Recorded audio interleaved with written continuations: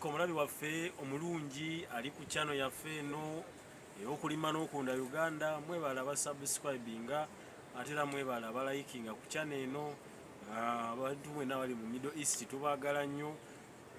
Mukulu gwa bulimi waki tujja ku channel eno si lwa kubanga tulina byakola, tulina ebyokola naye twagala otambulira awamu. Kubanga okulunda n'okulima ye mugongo gwa Uganda, kitegeeza tuba tulina okubanga tutambulira awamu nga gwe omulabi waffe omulungi era omulimi waffe omulungi. Webale nnyo bambi asabusaba banna abali mu Middle East tubaagala nnyo, mwebale kubanga mutugobera buli wonda abooti mbaze n'ensonga zaffe za kulima na kulunda era tuba tugenda kubanga tuyiga.